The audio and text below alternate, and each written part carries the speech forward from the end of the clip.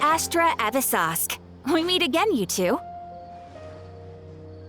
Hi, Catherine. Do you have any commissions for us today?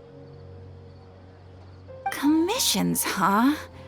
Let me think. Oh, how about this? Please attend the Academia's Academic Symposium this afternoon and recite a love poem on stage. Wait, say what now? And if possible, please also use your camera to capture the reaction of the audience upon finishing the poem. Huh? What kind of commission is that? I see. It appears that you're not interested in this commission. In that case, please go to Port Ormos and convince the Eremites there to spend some time volunteering at the local orphanage. Hey, that's not any better. I'm sure the mercenaries will have some interesting reactions as well. Paimon's gotta ask, just who exactly has been submitting these commissions to the Adventurers Guild? Oh, the commissioner? Well, actually, I just wanted to see the two of you in action.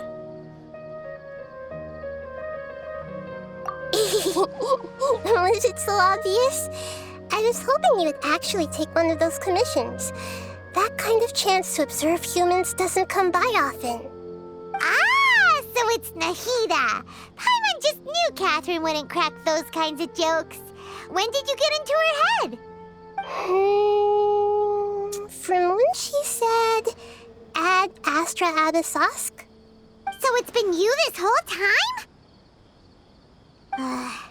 Are you done resting up, Nahida? Yes. I've been sleeping ever since we parted ways, and I even had a really, really long dream. It was another dream about the Sub-Zerus Festival, except it was a happy one. In my dream, I was sitting in the middle of a flower terrace, and everyone in Sumeru City was holding hands as they danced in circles around me. They danced round and round, and everyone looked really happy. I also got to sit on a gigantic flower carriage. Ferris, the Knight of Flowers, raised me really, really high above the ground, and I was throwing an endless amount of Yalda candies at the children. You know, Nahida, maybe your dream is how the Sub-Zerus Festival really should be.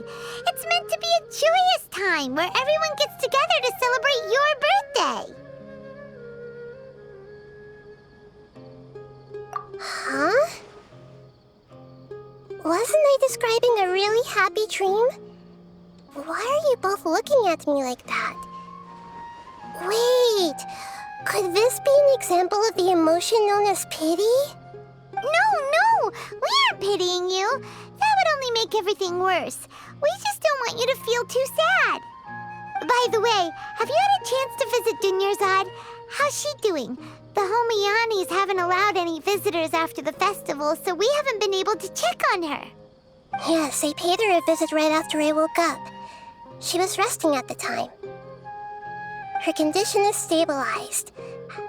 However, since Elazar is a manifestation of the withering on the human body, we can only cure it by finding a way to take care of Irminsul's own withering. But for the moment, our top focus should still be figuring out what the sages are up to and what they're planning. Right. Who knows what'll happen if they manage to pull off another scheme like the Samsara of the Sub-Zerus Festival? So our first priority should be investigating and putting a stop to the sages' activities. As for how we should pull that off, let's discuss it somewhere else. There are too many adventurers around here. Oh, good point. Sorry, adventurers. We're gonna be borrowing Catherine for a little while.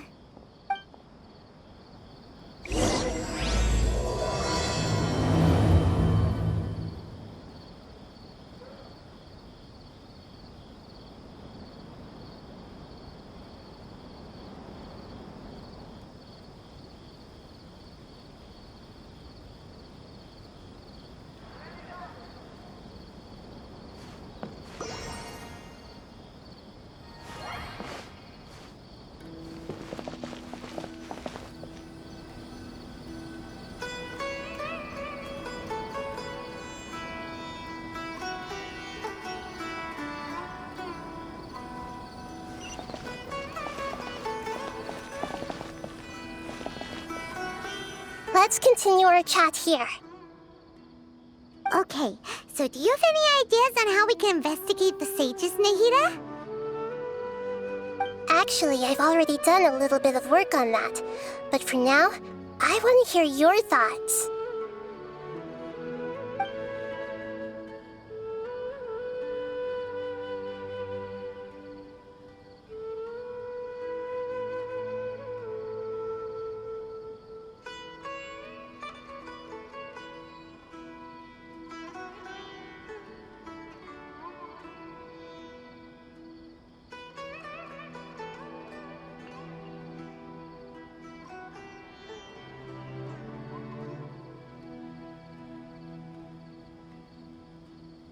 We're in the dark as of now.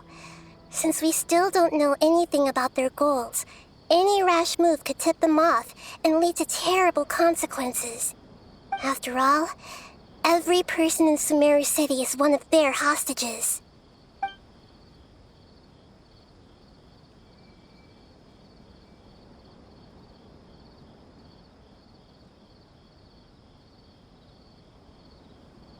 I've already tried that, but all the key members of the Academia, even the core of 30 guards, intentionally avoid wearing their Akasha terminals.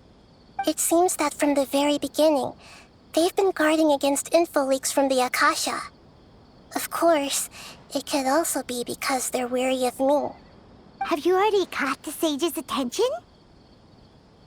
I'm guessing not yet. But distrusting me would make perfect sense if they've ever paid attention to the urban legends about me. In any case, I probably can't take over their minds directly.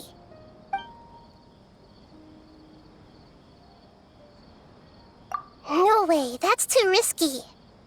You mean it'd be too easy to get caught? No, it's not that. We shouldn't involve innocent students in this. A single mistake could completely ruin their lives. Doing that would be ignoring the safety of my people for my own selfish goals. How is that any different from what the sages are doing? That's a good point. Spoken like the god of Sumeru.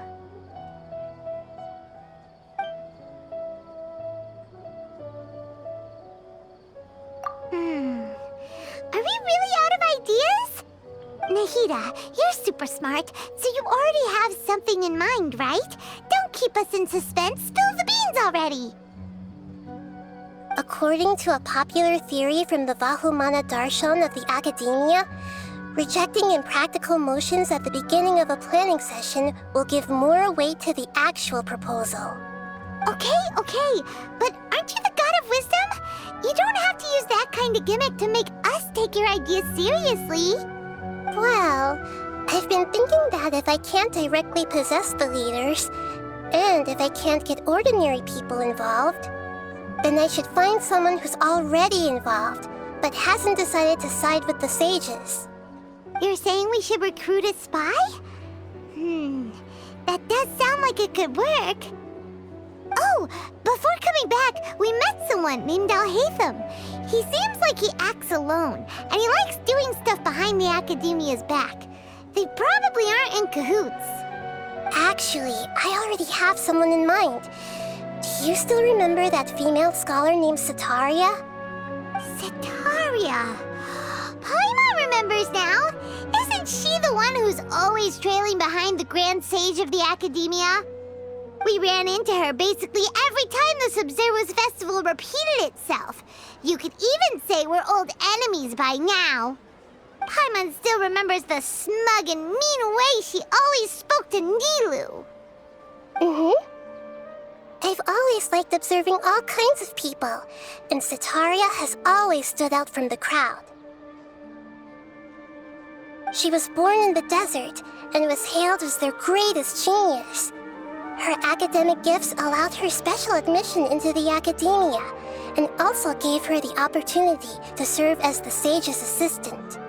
Oh, Paimon didn't know she was from the desert. She must be pretty special then. Paimon feels like most of the desert dwellers around the city are working as mercenaries. The name Sataria means star. When she lived in the desert, she shone like the brightest star in the night sky. Later on, she was chosen by the sun. The star was given a place in the daytime sky to complement the sun's dazzling light. Soon after, the star witnessed the sun scorching the earth, which brought forth many disasters. The star began to waver. Instead of staying beside such a sun, wouldn't it be better to return and light up part of the night sky? But in the end, she couldn't give up the radiance of daytime. To cope with her shame, the star buried her guilt and closed her eyes.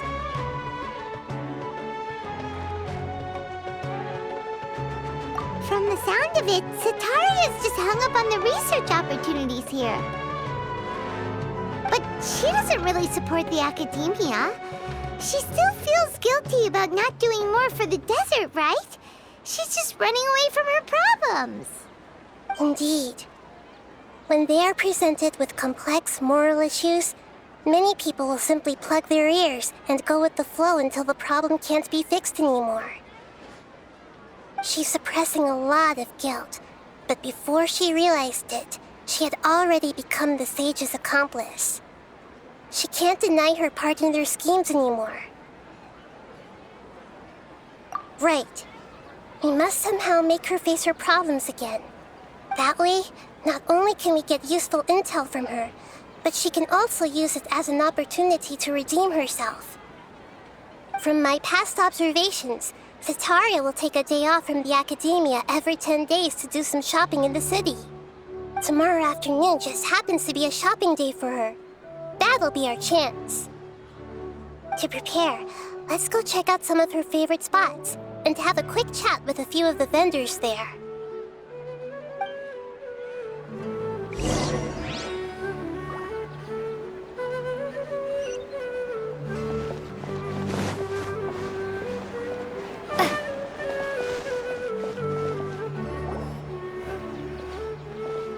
This should be Sataria's favorite fortune-telling spot. So should we ask the fortune teller about Sataria? No, I already have enough information on Sataria. The most important thing now is for you to pay attention to the vendor's talking style and key characteristics. Talking style and key characteristics? My poor lost lambs, have you become troubled over your fates? The divine voice of wisdom often echoes between mine ears. If thou be blessed today by the gods, I may be able to show you the way. Huh? Really? Nahida, you've been whispering things to her? Shh! My friend here has some doubts regarding her future. Can we get a fortune reading for her? Of course, of course. In that case...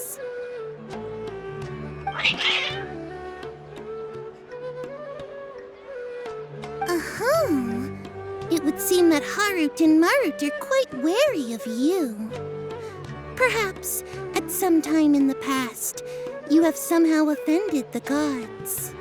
Only mocking the god of Animo, questioning the lord of Geo's financial savviness, and brawling with the god of Electro. Do those count? Oh, nothing. Go on, pick an aspect for her to divine.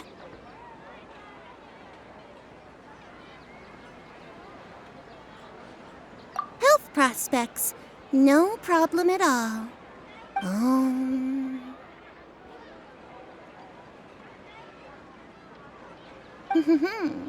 The gods have spoken. The truth shall be revealed. Your life shall continue on for many tens of thousands of years. Impossible. Harut, Marut, did you two spoil my divination? I've never read a fortune so absurd.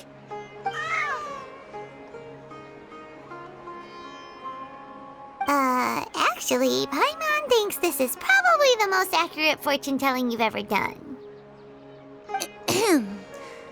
I admit that the orientation of today's celestial matrix is suboptimal. As such, there will be no charge. Is that so? Well, that can't be helped. If you were to bring some food offerings for Harut and Marut on your next visit, perhaps they could help you reverse the wheels of fate.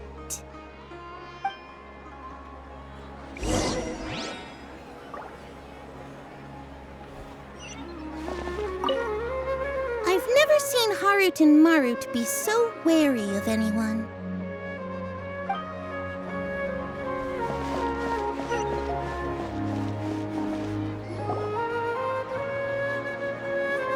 Is this another one of Sataria's favorite stalls? Yep, it belongs to a king. His father helped Sataria a lot when she first moved to Sumeru City, so she still comes by whenever she has time. When I start talking with him, listen carefully to the details of our conversation. Ah, dear customers! Would you like to look at some pottery? We caught wind of your great craftsmanship, so we specifically came to take a look. Oh, I recognize you. Aren't you Miss Catherine from the Adventurers Guild? Sounds like I'm in for some big business. Speaking of, where did you learn this trade? I suppose you could say it all started with my dad. He's a mason by trade, but I picked up an interest in clay while apprenticing for him. After that, I began making pottery by myself in secret, and I simply changed trades when my works turned out well. Although it's a pity that I'm no longer making much use of the knowledge provided to me by the Akasha. That's nice. You're making a living doing something you love. So is your father still working as a mason? Oh no, not anymore. A few years back, he fell from a roof and broke his leg. Since he had already saved enough mora over all these years, he's just enjoying the retired life in Port Ormos nowadays. I see. We wish him peace and happiness in his retirement. I'll have someone in charge of logistics at the guild come by another day for some goods. We'll leave you to it. Take care now. No problem. Rest easy, all our goods are sure to meet your every need.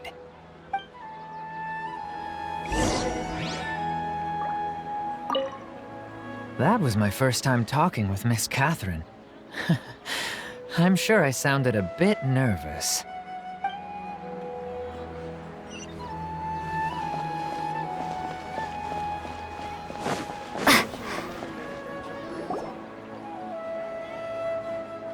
This should be our final stop. Sataria's always thinking of this restaurant when she's working at the academia, so she always comes by whenever she's out in the city. Nahida, you've really thought of everything. It's my duty to protect Sumeru's citizens, after all. Hi there. I feel like I've seen you down by the docks before. Huh? Sorry, I don't quite remember. If I recall, you were having a discussion with someone about shipbuilding at the time. Ah, that's right! I've always been really interested in feats of marine engineering.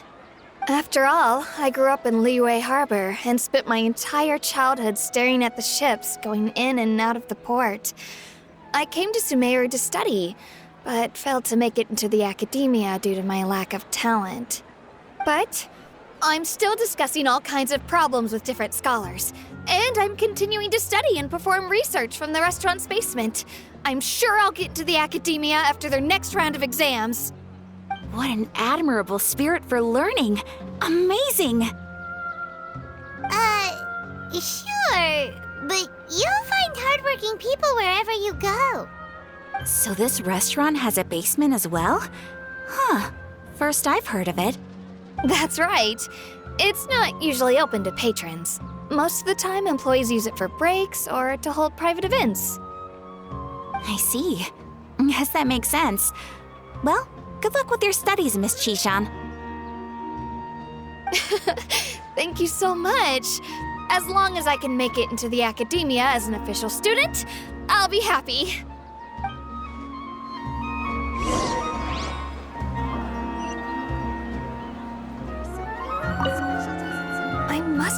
her somewhere. Why can't I remember?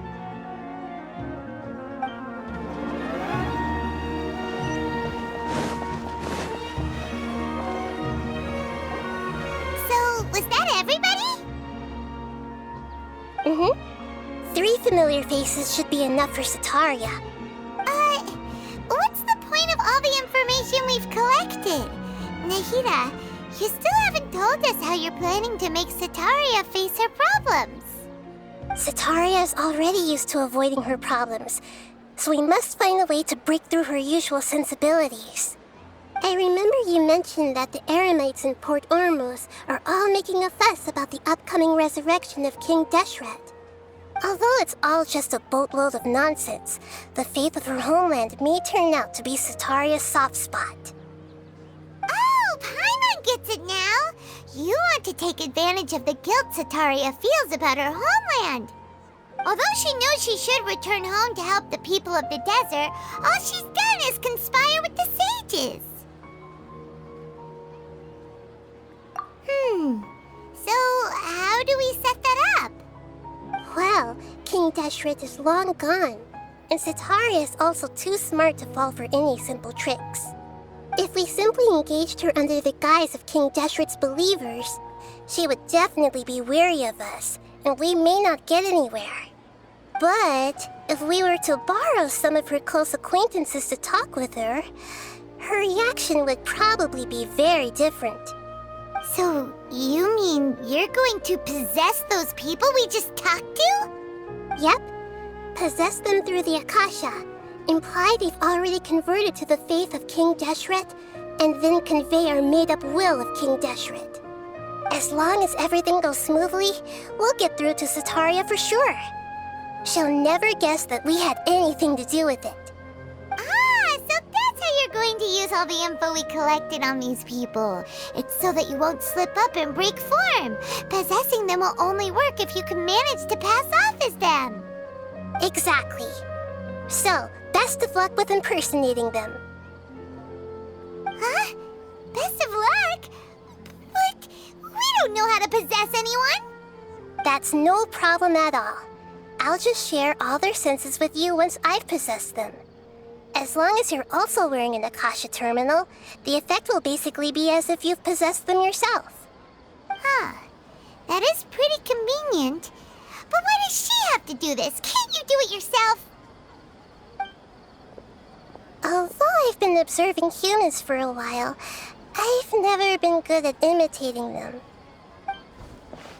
You're not wrong. It's always been painfully obvious whenever you try to pass as Catherine. If it was at all possible, I would have preferred to leave these people alone.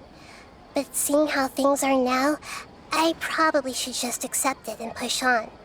Yeah, don't beat yourself up over it. We're only doing this to help everyone, and we'll only be borrowing them for a little while anyway. Alright, then let's give it a go tomorrow afternoon.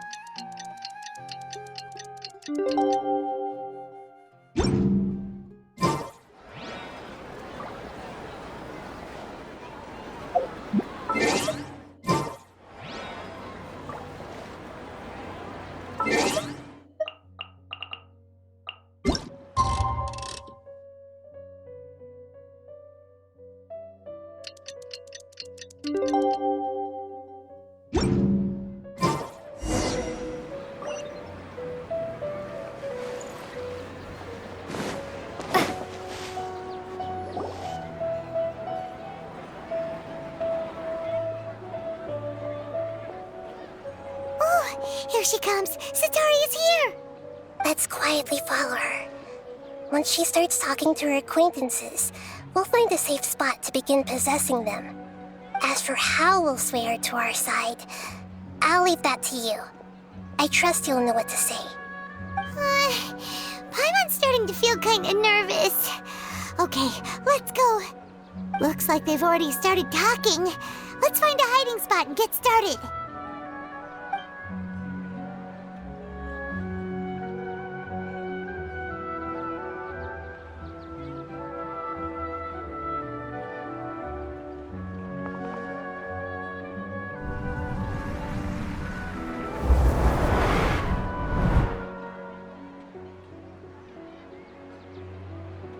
That's right. You really can't force anything when it comes to love.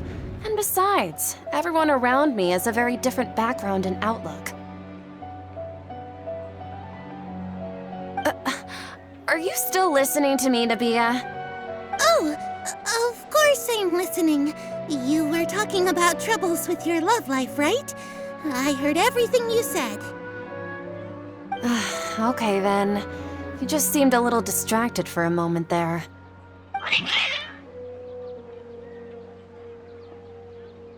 Strange. Your cats seem pretty worked up. Is something wrong? I always thought they were quiet, happy kitties. Oh, what are their names again?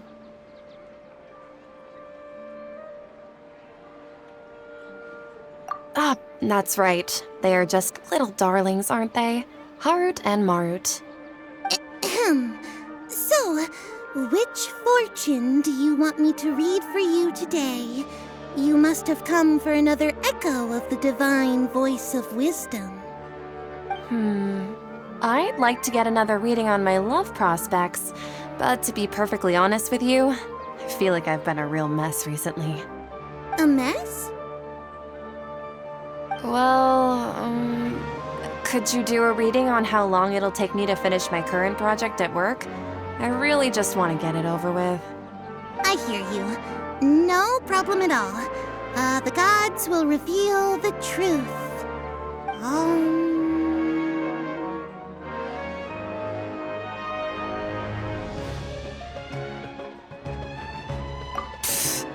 Sorry, your new laugh is just so hilarious. I couldn't help it.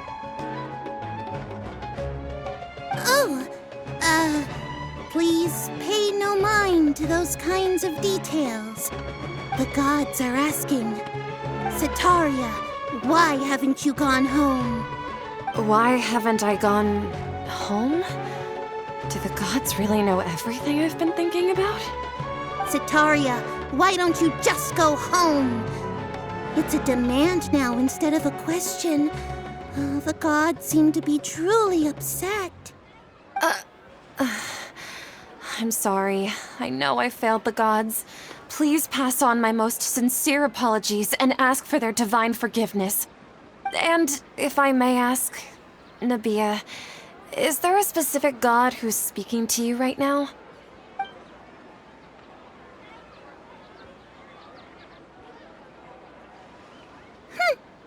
What an inconsiderate and naive question. The god who is speaking to me is, of course, the wisest and mightiest of all, King Deshret. King Deshret? No wonder he would make such a demand of me. Wait a second.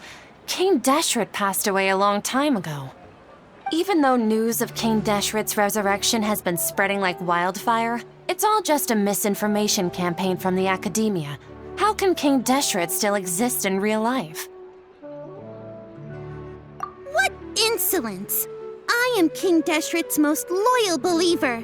Do you wish to refute his voice of wisdom? Oh, no. As a child of the desert, I am only reveling in his power upon learning that his divine glory has touched even this city. I will think very carefully about his demand of me. I'm sorry. I must go now. Wait!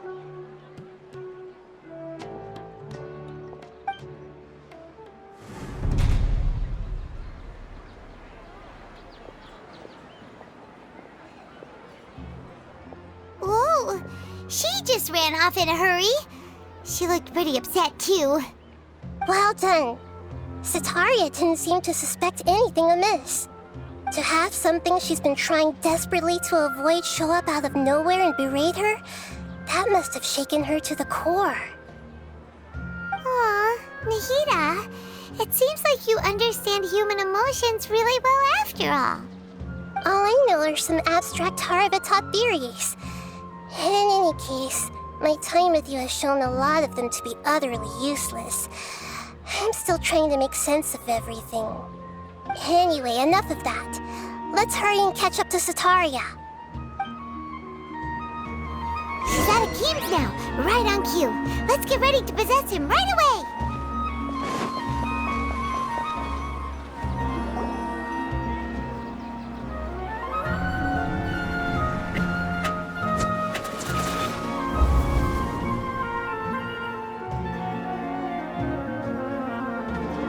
It's okay. I just got caught up in something.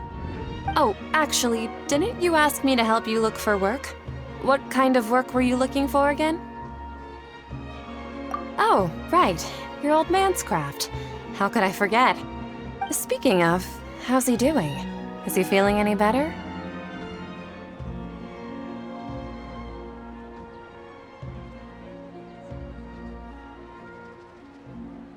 Oh, that's good to hear. I have been thinking a lot about him. If I could get some more time off, I'd love to pay him a visit. Actually, while we're talking about him, is he still living in Port Ormos? Yeah, he's been retired there for a while. If you could find the time, please write him a letter. Let him know that recently, faith in King Deshret has taken root in Port Ormos and has begun to spread across Sumeru. He has a quick temper and has always been a devout follower of the Dendro Archon. I don't want him to get into a fight with those King Deshret believers because of a difference in beliefs. Oh? So, who are you siding with in all of this? The Academia or King Deshret? I'm so jealous of you. You were born a child of the desert, yet you chose to betray King Deshret, and now you spend all your time with those crooks from the Academia. Akeem, you don't mean you've also become a believer of King Deshret? What's so strange about becoming a believer of the wise King Deshret? In fact, aren't you the strange one? The one who still can't pick a side? Can't pick a side? Me? Whoa! Paimon had no idea you'd be so good at this! You really zeroed in on the issue and put it right in front of her. It might feel a bit overwhelming for Sataria. But once everything is over, I'll be sure to pay her a visit to her mind and explain everything. Anyway, let's keep going.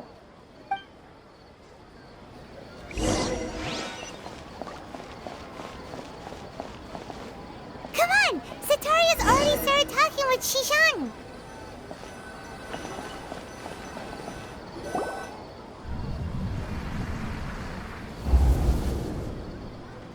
So, Shishan, have you noticed anything weird in the city lately? Like, as if someone was trying to preach to you about something? Oh, right.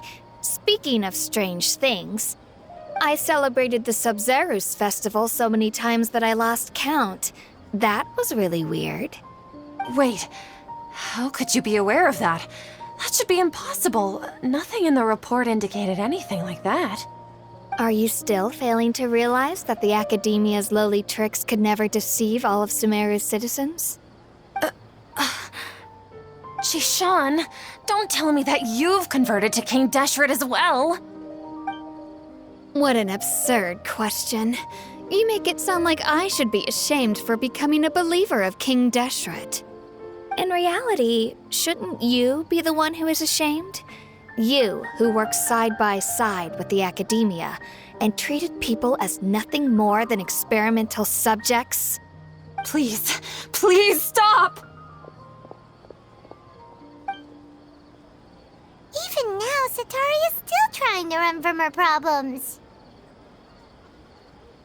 She can no longer justify everything to herself. Hey, she's trying to talk to the guards! What should we do? This is the most important part of all. Quick, get ready. Mercenary, you're a member of the Corps of 30, correct? Please help me pass a message to the Matcha right away. The situation in the city is getting out of control. Please, try to remain calm, miss. Tell me what's happening in the city. Heretics are infiltrating the city, and they've already converted many residents to their side. Heretics? What kind of heresy are you talking about? King Deshret! Many people I know have suddenly started believing in him, but he's long dead. It's impossible. Miss Sataria, nothing is impossible. You know my name? King Deshret is immortal, and all who defy him will one day pay the price. You must face the truth, Sataria. You tread a treacherous path, and the longer you ignore it, the tighter the Academia's grasp on you will become, and the deeper you will be ensnared. Child of King Deshret, never forget that the desert that belongs to you lies elsewhere. What's so strange about becoming a believer of the wise King Deshret? In fact, aren't you the strange one? The one who still can't pick a side? What an absurd question. You make it sound like I should be ashamed for becoming a believer of King Deshret. Sataria, why haven't you gone home?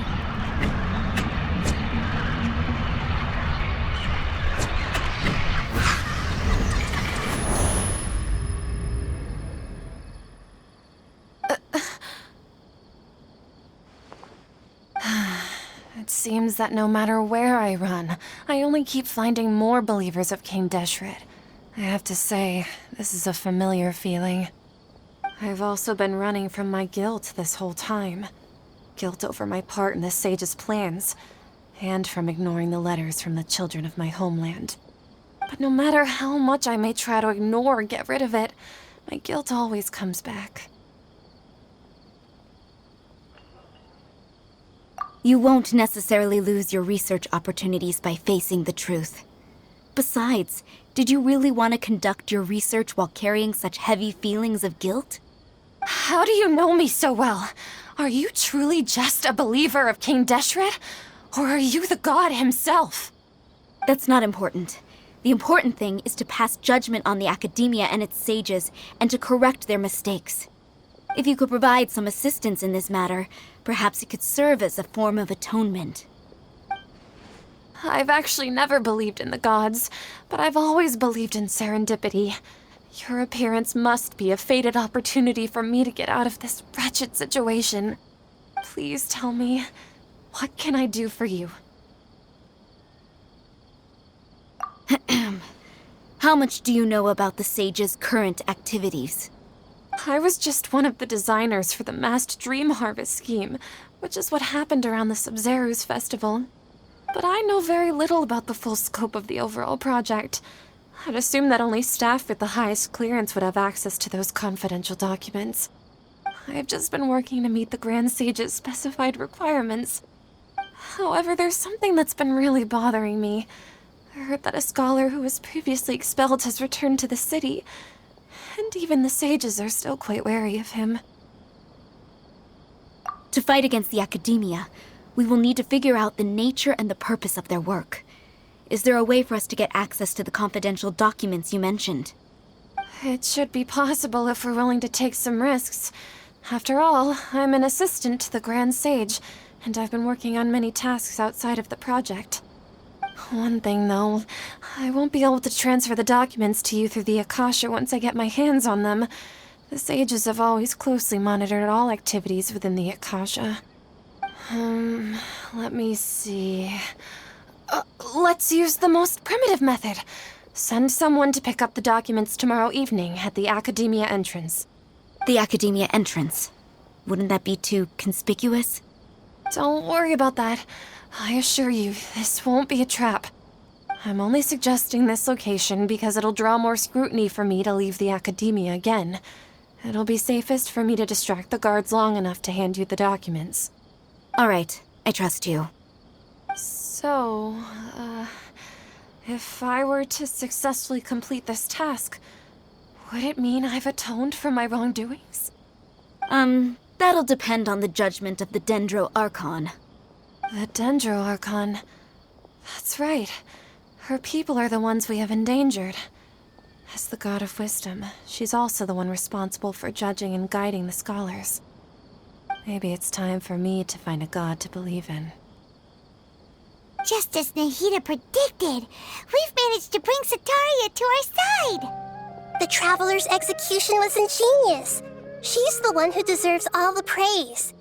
Well, now that we've made plans to meet again tomorrow evening, all we can do is pray for Sataria's mission to go off without a hitch. Pray? But if we're going to pray to the gods, aren't we just praying to you? God of wisdom and guardian of the scholars? No. The truth is the true guardian of scholars. I've always believed that. Anyway, let's meet again tomorrow evening at the Adventurers Guild.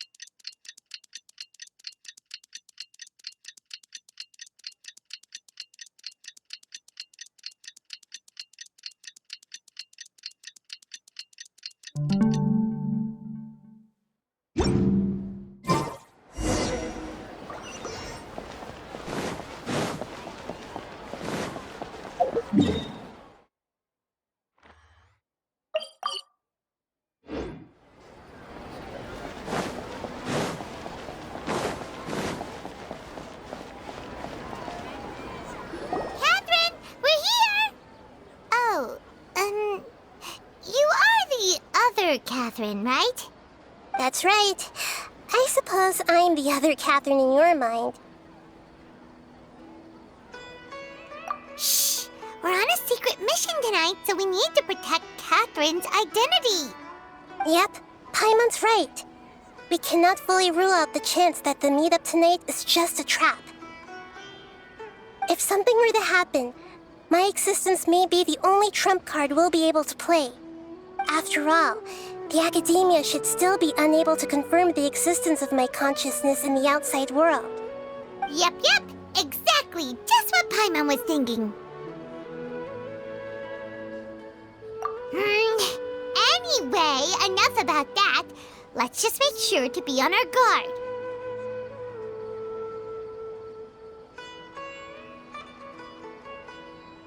Off? What do you feel is off? It's the middle of the night. Of course it's quiet. You're not getting paranoid, are you? No, I think she's right. It really is a lot quieter than usual. If you look around, there seems to be fewer people on the streets. I'm not sure if this is the case for the entire city, though. Huh. Maybe it's just a coincidence. Maybe Sataria figured out a way to not only distract the guards, but also to get everyone to go to sleep early, just so we can exchange the documents in peace. I also can't quite figure out why things feel a little off. But now that we're here, let's go ahead and meet her as we planned. Well, regardless, as long as you're here with us, Paimon feels a little safer.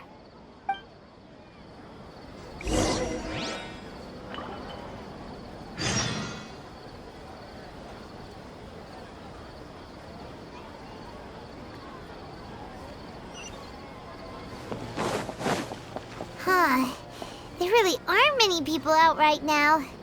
Let's hope it'll be this quiet in front of the academia, and that Sataria managed to distract all the guards.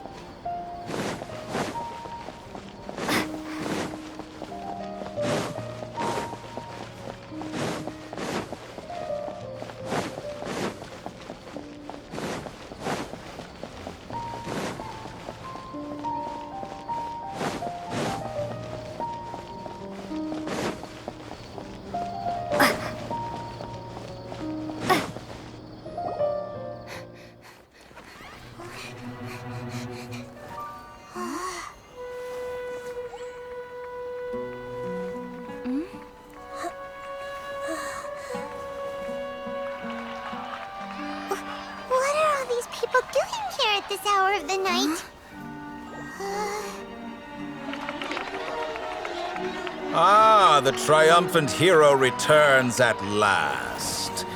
And to a rather spectacular welcome, even if I do say so myself. You're the outcast, expelled from the academia. Indeed I am. Although these days they tend to call me the Doctor.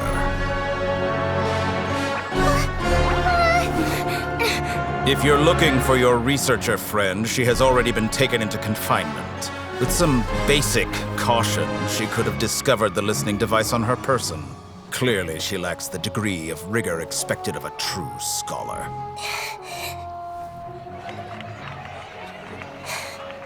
The people of Sumeru City. What have you done to them? I simply made some minor adjustments to their Akasha terminals. Now they can deposit information directly into the subconscious.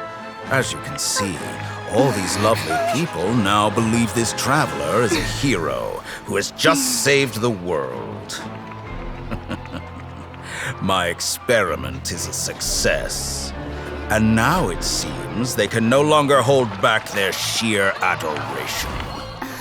No, what should we do? These are all just regular people. Leave now. You need to get out of here. But that guy's a Fatui Harbinger. We can't just leave you here. Nor can I abandon the people of Sumeru.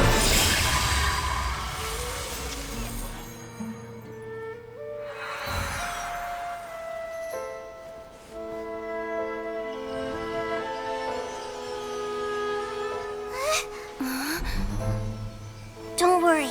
We'll meet again outside of the city.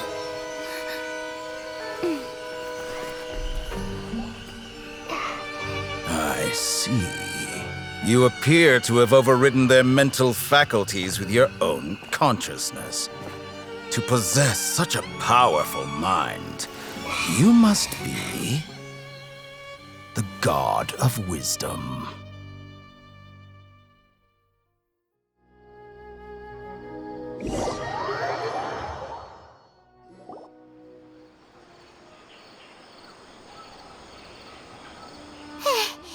This should be far enough. Whew. Paimon needs to catch her breath first. Is Nahida going to be okay? We only made it out because of her.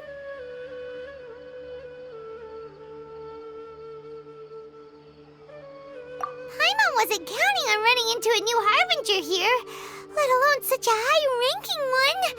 That guy was number 2. So scary. He called himself the Doctor. Remember, Tainari told us about him. Sataria did say that someone who once got expelled from the academia came back recently. And that even the sages are wary of him. Yep, sounds like she must have been talking about the Doctor. Yeah, now that the Doctor's in the picture, we're no longer just dealing with the academia. They're in cahoots with the Fatui. But what are the Fatui after this time? Another Gnosis? Yeah, things would be a lot easier with Nahida's help. Nahida said we'll meet again outside of the city. But we can't just keep waiting around, right? You mean... Oh, right! Wasn't he invited by the sages to work on some project when we were staying with him in the Vidia Forest? That has to be the same project. Even though he turned it down at the time, he might still know something. There's no time to lose. Let's go to Gandharvaville.